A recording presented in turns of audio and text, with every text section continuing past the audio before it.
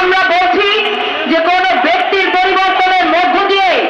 বাংলাদেশের ব্যবস্থার পরিবর্তন করা সম্ভব হচ্ছে না, কিন্তু আমরা দেখছি এই ব্যক্তির পরিবর্তনের পরে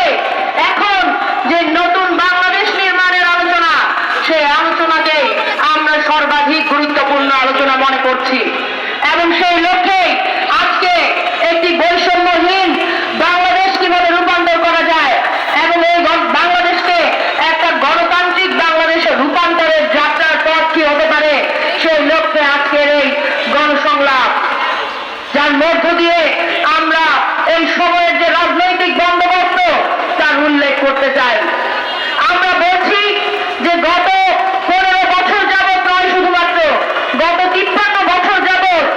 বাংলাদেশের ক্ষমতায়নে যে একচেটিয়া কাঠামো আমরা দেখেছি, সেই কাঠামোর আমরা পরিবর্তন করতে চাই।